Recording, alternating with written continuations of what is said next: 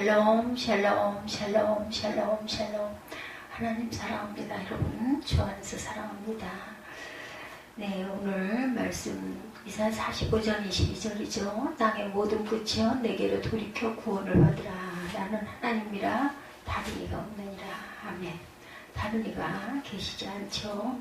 45장 말씀 전체적으로 보고 갑니다. 그 앞에 열국을 항복하게 하며 1절에 보면 이렇게 말씀하고 있어요. 야훼께서 그의 기름 부음을 받은 고레스에게 이같이 말씀하시되 내가 그의 오른손을 붙들고 그 앞에 열국을 항복하게 하며 내가 왕들의 허리를 풀어 그 앞에 문들을 열고 성문들이 닫히지 못하게 하리라. 하나님의 열국을 고레스 앞에 항복하게 해주시겠다는 거죠. 이는 마치 고레스가 승리하는 것 같아 보이지만 역사의 주관자는 하나님이심을 보여주고 있습니다.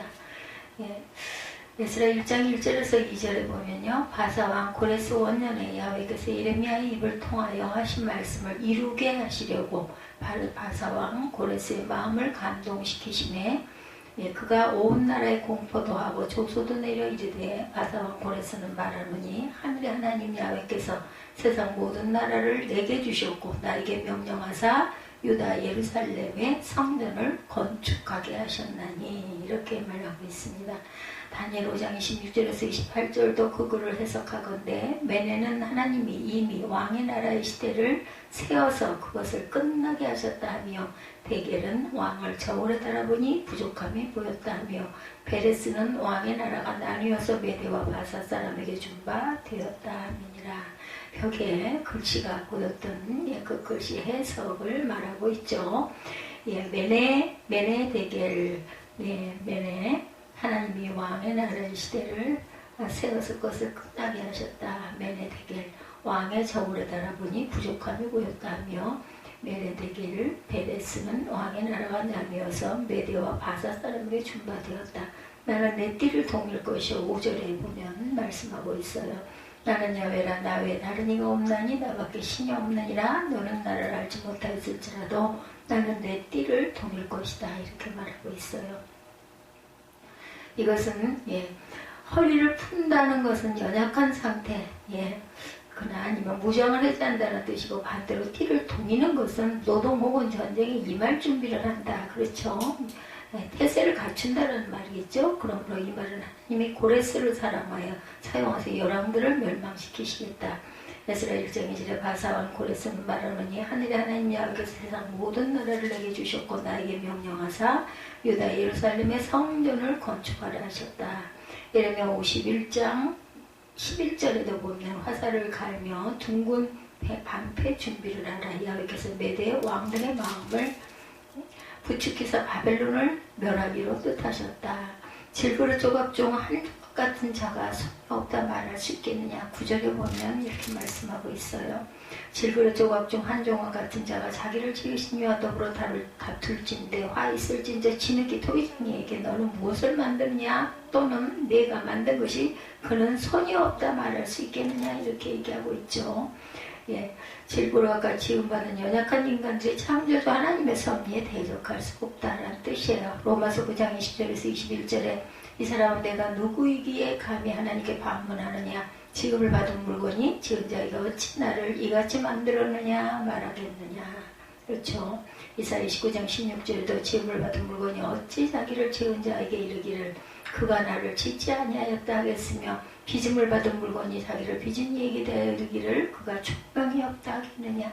우상을 만드는 자는 욕을 받지 아니하리로다. 16, 7절에 말하고 있습니다. 15절부터 봅니다. 구원자 이스라엘의 하나님이여 진실로 주는 스스로 숨어 계시는 하나님이십니다. 우상을 만드는 자는 부끄러움을 당하며 욕을 받아 함께 수욕 중에 들어갈 것이로다.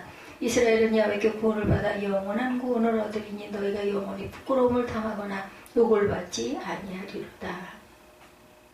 영원한 구원은 영원의 구원을 말합니다. 영원한 구원, 영혼의 구원. 출애굽기 6장 8절에 내가 아브라함과 이삭과 야곱에게 주기로 맹세한 땅으로 너희를 인도하고 그 땅을 너희에게 주어 기업을 삼게 하리라. 나는 야훼라 하셨다 하라. 야훼로 말미암아 의롭다함을 얻고 25절에 보면 이렇게 말하죠. 이스라엘 자손은 다 야훼로 말미암아 의롭다함을 얻고 자랑하리라 하느니라. 4절입니다. 의에는 두 가지가 있죠. 믿음으로 얻는 의가 있습니다. 로마서 3장 22절에서 14절. 곧 예수 그리스도로 믿음으로 말미암아 모든 믿는 자에게 미치는 하나님의 의니 차별이 없느니라. 두 번째는 말씀의 순종함으로 얻는 의가 있습니다. 신명기 6장 25절에 우리가 그 명령하신 대로 이 모든 명령을 우리 하나님 여호와 앞에 삼가 지키면 그것이 우리의 의로움이라 할지니라. 믿음과 순종의 관계는 로마서 3장 31절에 보면 그런즉 우리가 믿음으로 말미암아 율법을 파기하느냐 그럴 수 없느니라. 도리어 율법을 굳게 세우느니라. 야고보서 2장 22절에도 내가 보거니와 믿음이 그의 행함과 함께 임하고 행함으로 믿음이 온전하게 되느니라 이렇게 말씀하고 있어요. 인간은 하고자 하는 일들이 많습니다. 오늘 본문 한 절이죠. 22절 땅의 모든 끝이여 내게로 돌이켜 구원을 받으라. 나는 하나님이라 다른 이가 없느니라. 하나님께 돌이켜서 구원받아야 되겠죠. 우리가 하고자 하는 일들이 아무리 많다 할지라도 산더미같이 많다 할지라도 그것은 거의가 희망사항일 뿐 실제로 이루는 일은 극소수입니다. 과학의 업적이 대단하다고 하나 아직 이루지 못한 것이 대다수라고 하죠. 이룬 것도 완전한 것은 없습니다. 그렇지만 하나님은 아니시죠. 뜻하신 바를 반드시 이루신 하나님, 전능하시사 원하는 것을 이룰 능력을 가지고 계시기 때문이다. 절대 구원의 근원이십니다. 주권의 근원이시고 그 자전성에 대해서 말하고 있어요. 인간이 만든 기계는 인간에 의해 만들어졌기 때문에 인간의 작동 없이는 힘을 발휘할 수가 없습니다. 인간이 제공하는 에너지를 받아야 움직이죠. 고장이 났을 때 인간에 의해 고침을 받아야 움직일 수가 있어요. 마찬가지로 인간 역시 하나님의 지음을 받았기 때문에 하나님의 힘을 공급받아야만 움직입니다. 그렇지만 하나님은 스스로 존재하신 하나님, 따라서 하나님은 스스로 힘을 발휘하시죠. 스스로 힘을 발휘한다는 것은 절대라는 뜻을 갖고 있어요. 영이신 하나님이십니다. 요한복음 4장 24절에 하나님은 영이시니 예배하는 자가 영과 진리로 예배할지니라. 영원한 하나님이시죠. 히브리서 7장 24절에 예수는 영원히 계심으로 그 제사장 10분도 갈리지 아니하니라. 절대 주권자이십니다. 절대적이라는 것은 그것 자체가 부족함이 없다. 그거 하나만 가지면 모든 게 다 오케이, 만사 오케이. 절대적이라는 것은 그 어떤 다른 것에 도움도 필요하지 않다라는 것을 의미하고 도움을 받을 대상도 없다는 것을 의미합니다. 절대적이라는 것은 완전하다는 것을 의미하죠. 절대라는 하나이고 완전하며 전능하며 전체입니다. 하나님은 이런 존재이시다. 따라서 하나님은 유일하시고 만유의 주인 되시고 만유를 다스리시고 심판하시고 구원하십니다. 만유 위에서 홀로 계시고 만유로 하여금 자신의 영광을 위해 있도록 마음대로 주관하시는 분. 완전한 도, 시편 18편 30절입니다. 하나님의 도는 완전하고 야훼 말씀은 순수하니 그는 자기에게 피하는 모든 자의 방패시로다. 그림자도 없어요. 야고보서 1장 17절에 온갖 좋은 은사와 온전한 선물이 다 위로부터 빛들의 아버지로부터 내려오나니 그는 변함도 없으시고 회전하는 그림자도 없으시니라. 전능과 창조인이다. 하나님은 그의 절대 능력으로 이 세계를 창조하셨어요. 세계 안에 인간이 거하도록 만드시죠. 만들어 놓으시고 하나님은 세계와 모든 인간의 창조자이십니다. 지음을 받은 존재는 지으신 자를 주 안에 있어요. 그것은 앞에서 말한 인간과 인간이 만든 기계와 관계와도 같습니다. 피조물이 조물주에 주관하여 있다는 것은 피조물이 조물주의 모든 뜻 안에 놓여 있다는 것을 의미하죠. 피조물은 전적으로 조물주의 섭리에 따라 움직일 수밖에 없고 움직여야 한다는 것을 의미합니다. 전능하신 하나님입니다. 이사야 9장 6절에 이는 한 아기가 우리에게서 낳고 또한 한 아들을 우리에게 주신 바 되었는데 그의 어깨는 정사를 메었고 그 이름은 기묘자라 모사라 전능하신 하나님이라 영존하시는 아버지라 평강의 왕이라 할 것입니다. 예수 그리스도시죠. 창조주 하나님이십니다. 요한복음 1장 3절에 만물이 그로 말미암아 지은 바 되었으니 지은 것이 하나도 그가 없이는 된 것이 없느니라. 절대 주권의 증거를 말씀하고 있어요. 하나님만이 모든 만유와 인간의 주관자 되신다는 증거는 여러 가지 면에서 찾아볼 수가 있습니다. 그 가운데 가장 명확한 것은 하나님 자신입니다. 하나님께서는 자기 종들의 입과 손을 빌어 누누이 말씀합니다. 모든 세계에 창조주시고 세계의 모든 것들을 지금도 주관하는 주관자이심을 성경에 기록해 놓으셨어요. 창조기사는 창세기에 기록되어 있죠. 45편 앞부분부터 보면서 갑니다. 여호와께서 그의 기름 부음을 받은 고레스에게 이같이 말씀하실 때 내가 그의 오른손을 붙들고 그 앞에 열국을 항복하게 하며 내가 왕들의 허리를 풀어 그 앞에 문들을 열고 성문들이 닫히지 못하게 하리라. 내가 너보다 앞서가서 험한 곳을 평탄하게 하며 논문을 쳐서 부수며 쇠빗장을 꺾고 내게 흑암 중에 고아와 은밀한 곳에 숨은 재물을 주어 내 이름을 부르는 자나 자 야훼 이스라엘의 하나님인 줄을 내가 알게 하리라. 내가 나의 종 야곱 내가 택한 자 이스라엘 곧 너를 위하여 내 이름을 불러 너는 나를 알지 못하였을지라도 내게 칩불을 주노라. 나는 야훼라 나 외에 다른 이가 없나니 나밖에 신이 없느니라. 너는 나를 알지 못하였을지라 나는 내 띠를 등일 것이요 해 뜨는 곳에서든지 지는 곳에서든지 나밖에 다른 이가 없는 줄을 알게 하리라. 나는 야훼라 다른 이가 없느니라. 나는 빛도 짓고 어둠도 창조하며 나는 평안도 짓고 환난도 창조하나니 나는 야훼라 이 모든 일들을 행하는 자니라 하였느니라.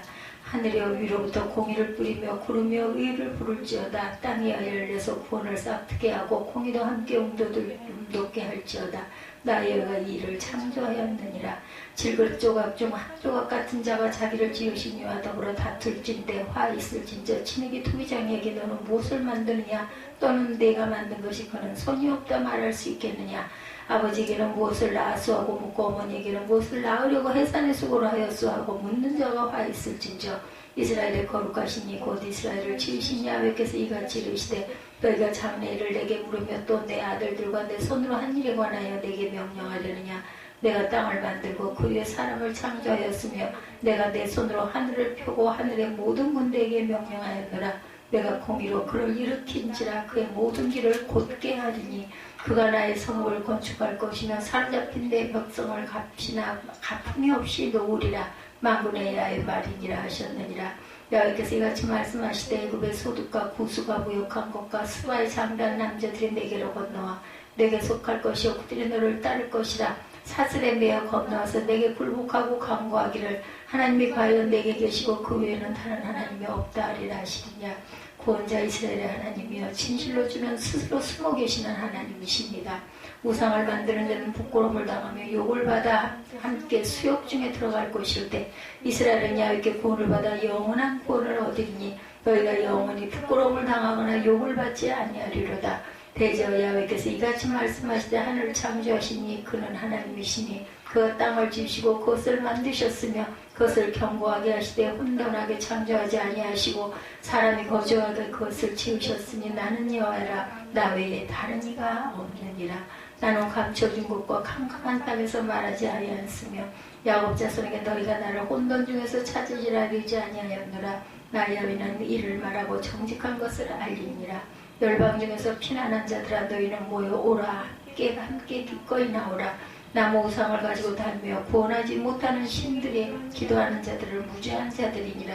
너희는 알리며 진술하고 또 함께 은환하며 보라. 이 일을 옛부터 듣게 한 자가 누구냐. 이전부터 그것을 알게 한 자가 누구냐. 나 야훼가 아니냐. 나 외에 다른 신이 없나니 나는 공의를 행하며 구원을 베푸는 하나님이라. 나 외에 다른 이가 없느니라. 땅의 모든 끝이여 내게를 돌이켜 구원을 받으라. 나는 하나님이라 다른 이가 없느니라. 내가 나를 두고 맹세하기를 내 입에서 흥미로운 말이 나갔은즉 돌아오지 아니하나니 내게 모든 무릎을 꿇고 모든 혀가 맹세하리라 하였노라. 내일은 어떤 자의 말에 공유함은 야훼께만 있나니 사람들이 그에게로 나아갈 것이라. 무릇 그에게 노하는 자는 부끄러움을 당하리라. 그러나 이스라엘 자손은 다 야훼로 말미암아 의롭다함을 얻고 자랑하리라 하느니라. 네, 이렇게 15절까지 22절이 오늘 말씀입니다. 나는 하나님이라 다른 이가 없느니라. 절대 주권자, 전능한 창조자 하나님이시죠. 그가 만유의 주권자 되신다는 것은 성경 모든 곳에 이렇게 기록되어 있습니다. 그 기록은 부인할 수 없게 명확하고 자세하게 나타나 지존하신 대주제라고 다니엘 4장 17절에 이는 순찰자의 명령대로요 거룩한 자들의 말대로이니 지극히 높으신 이가 사람의 나라를 다스리시며 자기의 뜻대로 무엇을 누구에게든지 주시며 또 지극히 선한 자를 그 위에 세우시는 줄을 사람들이 알게 하려 함이라 하였느니라. 만유를 지으신 분이시죠. 사도행전 4장 24절에 그들이 듣고 한마음으로 하나님께 소리를 높여 이르되 내 대주제시여 천지와 바다와 그 가운데 만물을 지으신 이시여 합니다. 예, 역사를 이루신 분이시죠. 인류의 역사를 보면 역사는 우연히 흐르는 것이 아니고 창조자 되시고 주권자 되신 전능하신 이의 뜻에 의해 진행되어 오고 있다는 것을 알 수가 있어요. 나라와 나라들이 일어났다 사라지고 나라들이 싸우고 하여는 모든 과정을 보면 그 배후에 반드시 주권자가 있음을 알게 됩니다.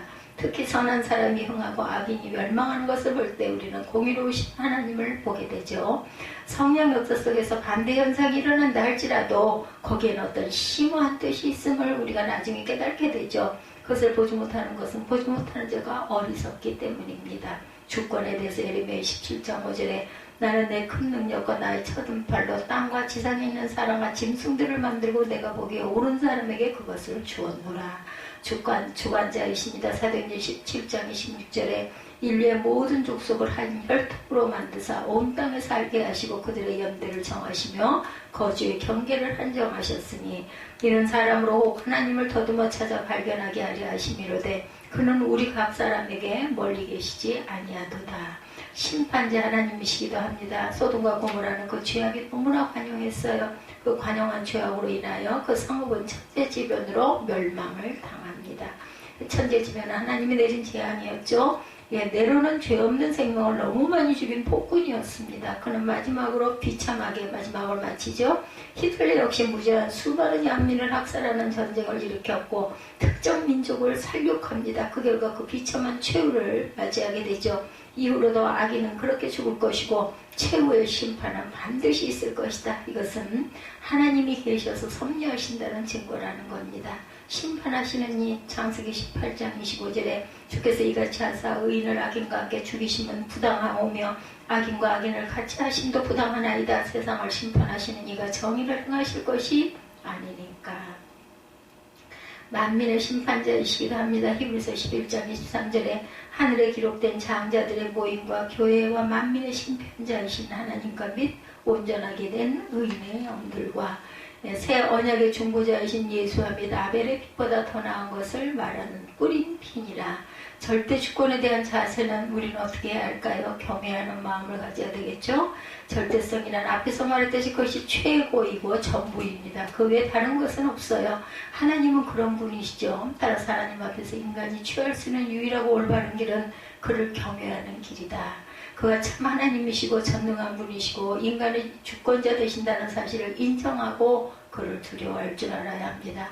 지식의 근본인 경외입니다. 잠언 1장 7절에 야훼를 경외하는 것이 지식의 근본이오늘 미련한 자는 지혜와 훈계를 멸시하느니라. 경외하며 없는 것이 악입니다. 예레미야장 19절에 내 악이 너를 징계하겠고 내 반역이 너를 책망할 것이라. 그런즉 내 하나님 야훼를 버림과 내 속에 나를 경외하며 없는 것이 악이요 고통인 줄 알라. 주 만군의 야훼의 말씀이라. 하나님을 경외하며 없는 것이 악이라고 말하고 있어요. 만군의 야훼의 말씀이라. 순종할 줄 알아야 합니다. 하나님이 절대자라면 하나님의 뜻 역시 절대적입니다. 하나님의 뜻은 완전하며 거기에 항거할 수 없다는 의미예요. 항거할 수 없는 뜻이 대체하는 방법은 오직 한 가지입니다. 그 뜻에 절대 순종하는 것, 복종하는 것이죠. 바로 순종하는 길은 살아남을 수 있는 유일한 길이라는 것. 하나님은 친절하시게도 이것이 참 진리임을 말씀을 통해 우리에게 이미 알려주셨어요. 예, 사무엘상 15장 1절에서 23절 나중에 시간 될 때 한번 보시기 바랍니다. 사무엘상 15장 22절에 보니 사무엘이 이르되 야훼께서 번제와 다른 제사를 그의 목소리를 청종하는 것을 좋아하신 것 같이 좋아하시겠나이까? 유명한 말씀이죠. 순종이 제사보다 낫고 듣는 것이 수양의 기름보다 나으리라. 이렇게 명확히 밝혀진 이상 우리가 취할 수 있는 하나님께 대한 자세는 순종뿐이라는 것. 영혼을 구하는 순종입니다. 베드로전서 1장 22절에 너희가 진리를 순종함으로 너희 영혼을 깨끗하게 하여 거짓이 없이 형제를 사랑하기 이르렀으니 마음으로 뜨겁게 서로 사랑하라. 아멘. 예, 우리는 찬양하죠. 인간이 가장 큰 기쁨을 누릴 수 있는 칭송받을 때, 누가 칭찬을 해줄 때 인간은 기쁨이 넘쳐요. 자녀가 칭송을 받을 때도 물론 기쁨으로 웃게 됩니다. 하나님께서 우리 인생에 창조하신 목적 가운데 가장 큰 것도 우리가 그를 칭송하는 것이라는 것. 하나님 우리 피조물이 그를 칭송하고 찬양 드릴 때 가장 기뻐하십니다. 그리고 그분은 우리의 칭송받으실 만한 자격을 가지고 계신 분이죠. 종일 찬송합니다. 시편 72편 15절에 그들의 생존하에 서바이금을 그에게 드리며 사람들이 그를 위하여 항상 기도하고 종일 찬송하리로다. 찬미의 제사를 드리죠. 히브리서 13장 15절에 그러므로 우리는 예수로 말미암아 항상 찬송의 제사를 하나님께 드리자. 이는 그 이름을 증언하는 입술의 열매니라. 요한복음 3장 16절에 이르기를 하나님의 세상을 이처럼 사랑하사 독생자를 주셨으니 이는 저를 믿는 자마다 멸망치 않고 영생을 얻게 하려 하심이라 이렇게 말씀하고 요한일서 4장에는 9절에 보면 하나님의 사랑이 우리에게 이렇게 나타난 바 되었으니 하나님의 자기의 독생자를 세상에 보내시면 저로 말미암아 우리를 살리려 하심이라. 사랑은 여기 있으니 우리가 하나님을 사랑한 것이 아니요 오직 하나님이 우리를 사랑하사 우리 죄를 위하여 화목제로 그 아들을 보내셨습니다. 이렇게 말씀하고 있어요. 요한일서 4장 9절과 10절이었습니다. 우리 인생을 얼마나 사랑하셨으면 독생자를 이 땅에 보내셨을까요? 독생자를 보내신 것은 인간이 스스로 죄의 문제를 해결할 수 없기 때문에 독생자를 하여금 그 인생들을 대신하여 죄값을 치르게 하기 위해서 하신 것. 공의의 하나님이시기 때문에 어디에도 예외는 없습니다. 이를 위해 독생자 예수 그리스도께서 이 세상에 오셨고 십자가에 달려 대속의 죽음을 당하셨고 죽은 지 사흘 만에 죽음에서 부활하셨습니다. 여기에 기독교의 세 가지 핵심 교리가 나오죠. 첫째, 성육신 교리입니다. 성육신이라는 하나님의 독생자께서 사람이 되어 오신 것을 의미하죠. 예수 그리스도는 본디 하나님의 아들이심으로 하나님 아버지와 동등한 신성을 가지고 계신데 인류의 구세주는 인류를 대표하는 사람이어야 하기 때문에 독생자가 인성을 취하시고 이 땅에 오셔야 했다는 거죠. 예수 그리스도께서 우리와 모든 면에서 같은 인성을 가지셨으나 다만 죄가 없으신 분, 흠이 없으신 분이죠. 왜냐하면 죄인은 죄인의 구세주가 될 수 없기 때문입니다. 빌립보서 2장은 그리스도의 성육신을 이같이 말합니다. 2장 5절부터 보면 너희 안에 이 마음을 품으라 곧 그리스도 예수의 마음이 그런 근본 하나님의 본체시나 하나님과 동등됨을 취할 것으로 여기지 아니하시고 오히려 자기를 비워 종의 형체를 가지시고 사람들과 같이 되었고 사람의 모양으로 나타나셨으며 자기를 낮추시고 죽기까지 복종하셨으니 그 십자가에 죽으심이라. 성육신이 중요한 것은 예수 그리스도만이 유일하신 구세주라는 근거가 되기 때문입니다. 둘째로 예수 그리스도의 십자가 대속의 교리입니다. 그리스도의 성육신, 너희 안에 이 마음을 품으라. 예수 그리스도의 유일하신 구세주라는 근거가 된다라는 것. 둘째는 십자가 대속의 교리입니다. 대속의 교리는 아담 때 이미 계시된 것을 하나님께서 짐승해가지고 아담과 하와를 위해서 옷을 지어 입히셨죠. 무화과 나무 잎으로 만든 치마는 임시방편에 불과하기 때문에 가죽 옷을 영구적으로 지어서 입히십니다. 그리고 가죽 옷을 입히셨으니까 뭐가 죽었겠어요? 그죠? 동물이 죽었겠죠. 그것이 바로 예수 그리스도가 우리를 위하여 십자가에 못 박히심을 상징한다고 하죠. 인간의 의는 나뭇잎처럼 보잘것없고 우리의 죄를 없애지 못합니다. 그러나 하나님의 의는 우리의 죄를 없이 하고도 남음이 있으시죠. 하나님께서 우리에게 하나님의 의를 옷 입혀주시기 위해서 예수 그리스도로 하여금 십자가에 달려 대속의 죽음을 당케 하셨어요.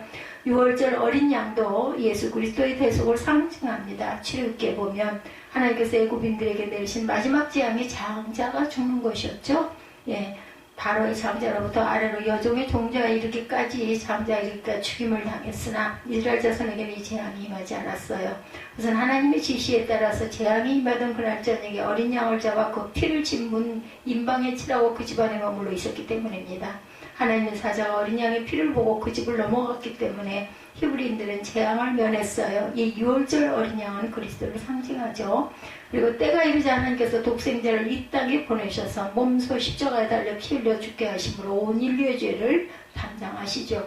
대제사장, 변함이 없는 한 분이신 영원하신 제사장이십니다. 그래 누구든지 예수 그리스도를 믿으면 모든 죄를 사함받고 구원을 선물로 받게 됩니다. 이게 우리 기독교의 핵심 원리예요. 구원이 인간의 의로운 행위로 받는 것이 아니고 오직 예수 그리스도를 믿음으로 받는 것이므로 하나님의 선물이다. 셋째는 부활교리입니다. 부활은 예수 그리스도의 대속의 죽음과 더불어 복음의 핵심이죠. 부활이 없이는 그죠? 우리 기독교가 아무런 존재의 가치가 없어요. 부활이 있기 때문에 우리는 영원한 생명을 누립니다. 그 이유는 예수께서 부활하셨으므로 그 십자가 죽음이 대속을 위한 죽임으로 인정받게 되었기 때문이죠. 만약 예수께서 십자가에 달려 죽고 살지 못하셨다면 예수님이 우리의 구세주라고 확신할 수가 없죠. 만약 예수 그리스도께서 죽고 살지 못하셨다면 우리의 믿음은 헛것이고 예수 믿는 사람들은 이 세상에서 가장 어리석고 불쌍한 사람들이 될 것이다. 그러나 예수께서 부활하셨으므로 우리의 믿음은 확실한 반석 위에 세워집니다. 더구나 부활교리는 예수께서 부활하셨듯이 장차 성도들도 부활에 참여하게 될 것이기 때문이죠. 그러면 그런가 하면 땅끝의 모든 백성아 나를 앙망하라 그리하면 구원을 얻으리라 하신 말씀은 영혼의 구원뿐 아니라 이 세상을 사랑하는 동안 모든 악한 자들의 손에서 구원해 주신다는 약속이기도 합니다. 우리가 하나님을 앙망할 때, 하나님을 바라보고 의지할 때 권능의 손을 내밀어 우리를 모든 악한 자들의 손에서 구원하시죠. 하나님께서는 위기를 만나 두려워 떠는 유다 백성에게 이같이 말씀합니다. 두려워 말라 내가 너와 함께함이라 놀라지 말라 나는 내 하나님이 됨이니라. 내가 너를 굳세게 하리라. 참으로 너를 도와주리라. 참으로 나의 의로운 오른손으로 너를 붙들리라. 보라 내게 노하던 자들의 수치와 욕을 당할 것이요 너 다투던 자들이 아무것도 아닌 것까지 될 것이며 멸망할 것이라. 내가 찾아도 너와 싸우던 자들은 만나지 못할 것이요 너를 치는 자들은 아무것도 아닌 것같이 허무한 것같이 되리니 이는 나 야훼 너의 하나님이 내 오른손으로 붙들고 내게 이르기를 두려워 말라 내가 너를 도우리라 할 것입니다. 이사야 41장의 말씀이에요. 10절부터. 다시 말하면 하나님을 믿고 의지해야 한다는 하나님께서 약속하신 대로 우리와 함께 계시고 권능의 손으로 내밀어 우리를 구해 주셨어요. 하나님께서 말씀하시죠. 두려워 말라 내가 너와 함께함이라 놀라지 말라 나는 내 하나님이 되리라. 이사야 41장 10절부터 13절까지 말씀이었습니다. 두 번째 하나님께서는 그를 앙망하는 사람에게 피난처가 되신다. 시편 46편에 고라자손의 시죠. 하나님께 대한 신앙의 고백 1절부터 보면 하나님은 우리의 피난처시오 힘이시니 환난 중에 만날 큰 도움이시라. 우리 찬양 많이 하죠. 그러므로 땅이 변하든지 산이 흔들려 바닷 가운데 빠지든지 바닷물이 흉흉하고 뛰놀든지 그것이 넘침으로 산이 요동할지라도 우리는 두려워 아니하리로다. 이 시편의 고라자손은 그들이 당한 환난을 땀이 변하고 산이 흔들려 바닷 가운데 빠지는 것에 비유합니다. 또한 바다에서 해일이 일어 마을을 휩쓸어버리고 산의 뿌리를 흔들어 놓는 것에 비유합니다. 상상만 해도 두렵고 떨리는 일이에요. 그러나 이런 환난은 고라자손에게 한정된 것이 아니라 누구에게나 닥칠 수 있는 일이죠. 제주도의 예멘에서 전쟁을 피운 사람들이 500여 명이나 되는 그런 사건이 있었어요. 그런 사람들을 난민이다 이렇게 얘기하죠. 전쟁이 나서 자기 나라에 있다가 언제 죽을지 알 수 없기 때문에 죽기를 무릅쓰고 탈출해서 도망을 온 그런 사람들. 그들에게 필요한 것은 마음 편하게 살 수 있는 피난처. 이게 가장 귀하겠죠. 우리가 살아가느라면 예상치 못한 어려운 일들을 만납니다. 치명적인 병에 걸려 힘든 시기를 보낼 때도 있고 경제적인 위기를 만나 고생할 때도 있고 신뢰했던 사람에게 배신을 당해서 고통을 당할 때도 있습니다. 또한 전쟁이 나서 죽음의 공포 속에서 지내기도 하죠. 나는 절대로 그런 불쌍자를 만나지 않을 것이다 라고 장담할 사람은 아무도 없습니다. 내일 일을 알지 못해요. 그렇죠? 성경에 있는 대로 우리가 내일 일뿐만이 아닙니다. 한 치 앞의 일을 우리는 모릅니다. 잠언 27장 1절에 너는 내일 일을 자랑하지 말라. 하루 동안에 무슨 일이 일어날지 내가 알 수 없습니다. 말씀하고 계십니다. 그러나 그 같은 환난과 위기 때 성도들은 하나님만을 바라봅니다. 그리할 때 하나님께서 우리의 피난처가 되어주시고 대홍수로 온 인류가 멸망하였으나 노아와 그의 가족은 방주 안에 있었으므로 무사할 수가 있었죠. 순종함으로 방주는 노아와 그 가족에게 피난처가 되었어요. 하나님을 경외하지 않는 세상 사람들은 나름대로 피난처를 만듭니다. 한반도에 핵전쟁이 일어날지 모른다고 미국이나 다른 나라로 이민을 떠난 사람들이 있어요. 그들은 피난처를 찾아간 것이겠죠. 요즘 사람들은 질병이나 재난이나 죽음에 대비하여 보험을 듭니다. 보험료시 일종의 피난처가 됩니다. 노후 대책을 힘쓰는 것도 피난처를 만드는 하나의 일종의 행동이죠. 미국인들 가운데 핵전쟁이 날 때 피신하기 위해서 큰 비용을 들여 지하에 피난처를 만드는 것이 유행이라고도 합니다. 방금 예로든 여러 가지 대비책이 우리에게 기묘한 도움이 될지라도 인생의 위기에 우리를 안전하게 절대로 보호해 준다고 볼 수가 없어요. 시편 146편에 이르기를 3절부터 방백들을 의지하지 말며 도울 힘이 없는 인생도 의지하지 말지니 그 호흡이 끊어지면 흙으로 돌아가 당일에 그 도모가 소멸하리로다. 야곱이 하나님으로 자기 도움을 삼으며 여호와의 하나님에게 그 소망을 두는 자는 복이 있도다. 이렇게 말씀하고 있습니다. 아무리 부유하고 권세를 가진 사람이라도 코로 숨쉬는 사람에 불과해요. 하나님께서 호흡을 거두시고 그 시로 죽음이 되고 그 사람을 의지하는 사람들은 낭패를 당하게 돼요. 죽어버리면. 하나님을 앙망하는 사람은 하나님께서 친히 그 사람에게 피난처가 되어 주시기 때문에 어떤 환난과 위기가 닥쳐올지라도 두려워할 것이 없다. 사람을 의지하지 말아야 되죠. 세 번째로 하나님께서 그를 앙망하는 사람에게 인도자가 되어 주십니다. 모세는 40년 광야 여정을 마쳤을 때 백성들 앞에 하나님의 인도하심에 대하여 회상하기를 신명기 1장 33절에 보면 그는 너희 앞서 행하시며 장막 칠 곳을 찾으시고 밤에는 불로 낮에는 구름으로 너희 행할 길을 지시하신 자니라. 이렇게 고백했습니다. 모세의 이 말은 1.1획도 틀림없는 사실이죠. 농사를 지을 수 없고 우물을 팔 수도 없는 볼모지인 광야에서 장정만 60만이나 되는 큰 민족이 40년 동안이나 먹고 마시고 입고 살아왔다는 것은 기적이 아니고는 설명할 수가 없습니다. 모든 것이 하나부터 열까지 다 하나님께서 책임져 주셨기에 그 많은 백성이 생존할 수가 있었고 오늘날 우리가 살아가는 것도 하나님께서 우리를 책임져 주시기 때문에 하루하루를 살아가는 것입니다. 우리 인생 자체가 광야 40년과 같지요. 우리 인생은 이스라엘 자손이 거쳤던 광대하고 위험한 광야, 불변과 전갈이 있고 물이 없고 건조한 땅을 통과하는 광야 여정과 똑같죠. 어떤 같은 사람의 보기에 바르나 필경한 사망의 길이니나 어떤 길은 사람의 보기에 바르나 필경한 사망의 길이니라. 잠언 14장 12절입니다. 살기처럼 보이지만 실은 파멸의 길을 기른 경우도 많아요. 여러 갈래의 길을 놓고 어느 길을 선택해야 할지 고민할 때도 있습니다. 수없이 많은 길을 앞에 두고 선택을 요구하는 인생이죠. 문제는 어떤 선택은 돌이킬 수 없는 치명적인 결과를 가져다 준다는 거예요. 그러나 하나님을 앙망하는 성도들은 광야 같은 인생길에서 길 잃을 염려가 없음을 믿으시기 바랍니다. 그 이유는 하나님께서 우리 인생길에 함께 하시고 인도자가 되어주시기 때문이다. 잠언 16장 33절입니다. 사람이 제비를 보거나 이를 작정하기는 야훼께 있느니라. 말씀하신 대로 우리 인생길은 우리 뜻대로 되는 것이 아니고 하나님의 섭리로 이루어진다는 것, 이 사실을 아는 저와 여러분들이 되시기를, 그리고 겸손히 하나님을 앙망하고 인도하심을 구하는 저와 여러분이 되시기를 주님의 이름으로 축복합니다. 우리 사회에 길을 잃고 방황하는 사람들이 적지 않아요. 한 가지 예를 들면 동성애자들, 그죠?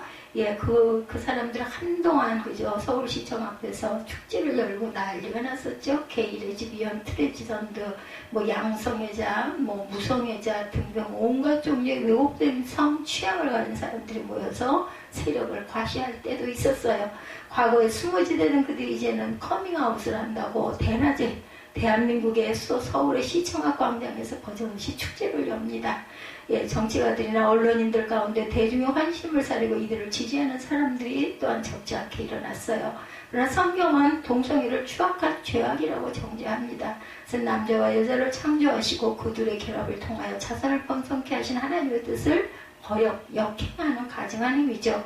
그러므로 모세의 율법에 의하면 그런 자들을 정죄하고 엄벌하라고 명령하죠. 창세기에 보면 소돔성이 하늘에서 내린 불과 유황의 탓에 멸망한 이유가 첫째 동성애였어요. 근데 그 가증한 행위가 우리나라에서 활기를 치기 시작을 하죠. 그 결과 남성 동성애들 가운데 에이즈 환자가 급증하고 있다고 합니다. 에이즈는 국가에 무료로 치료를 해줄지라도 완치가 되지 않는 병이기 때문에 점차 병이 악화되어 죽을 수밖에 없다고 하죠. 그런데도 국민을 계몽해서 이 무서운 질병으로부터 지켜야 하는 사람들이 오히려 동성애를 두둔하고 성평등이라는 이름 아래 합법화하려고 지금도 보면 총에서 그 사인, 동성애 반대하는 사인 좀 해달라고 문서가 내려옵니다. 그러면 정상인들이 동성애가 되는 이유는 뭘까? 어떤 그 요양병원의 그 원장님은 에이즈 치료를 전문을 하는 분인데 동성애가 되는 80% 이유는 어릴 때부터 동성애 포르노물을 보고 중독된 것이고 나머지 20%는 성인 동성자에게 성폭행을 당하면서 동성애가 된다라고 말했다고 하네요. 원에서든 실수든 강압에 의해서 본 동성애의 길로 들어선 사람은 사망의 길을 가는 사람들이죠. 불쌍히 여겨야 되죠. 치료의 기회를 마련해주고 그리고 권면해주고 다독여줄 줄 알아야겠다. 결코 거기에 찬성을 해서는 안 되지만 그들을 그 희생된 사람들을 불쌍히 여기고 보호해주고 위로해줘야 되겠죠. 동성애가 무분별하게 확산되지 못하도록 동성애의 실상을 밝히고 사람들에게 알리고 성평등을 헌법이나 법률에 명시하려는 시도를 우리는 막고 가야 합니다. 예수께서 말씀하시기를 내 양은 내 음성을 들으며 저희는 나를 따르느니라 라고 말씀하셨어요. 우리가 주님의 음성을 귀 기울여 듣고 그 인도하심을 따라갈 때 결코 인생에서 길 잃고 방황하는 일이 생기지 않을 것입니다. 길을 잃기는커녕 생명의 길을 걷게 되겠죠. 예수 그리스도께서 인도하시는 대로 따라가는 성도들이 되어야 할 줄 믿습니다. 다윗의 고백과 같이 푸른 초장을 쉴만한 물거로 인도하실 때뿐만 아니라 사망의 음침한 골짜기로 인도하실 때도 순순히 따라갑니다. 그래야 할 때 우리의 평생 하나님의 인자하신 인도를 따르고 결국은 영원한 천국에 들어가야 될 것이라는 것. 오늘 본문이죠. 12절 땅끝의 모든 백성아 나를 앙망하라. 그리하면 구원을 얻으리라. 나는 하나님이라 다른 이가 없습니다. 이 말씀을 마음판에 새기고 오직 하나님을 앙망하는 저와 여러분이 되시기를 주님의 이름으로 축복합니다. 하나님을 앙망하는 성도들은 세상 사람들과 구별된 가치관과 삶의 방식을 갖고 살아갑니다. 세상 사람들은 그들의 지혜와 능력과 돈을 의지하여 살아가지만 성도는 오직 하나님만을 바라보며 살아가죠. 우리가 오직 하나님을 앙망할 때 하나님께서 우리에게 풍성한 구원을 베풀어 주시고 피난처가 되어 주시고 인생을 인도해 주심으로 의의 길, 평강의 길, 생명의 길로 행할 수가 있죠. 평생에 하나님을 앙망하는 가운데 모든 은총을 누리고 오직 하나님 한 분만이 우리의 창조주시며 구원자심을 증거하는 저와 여러분들이 되시기를 주님의 이름으로 축복합니다.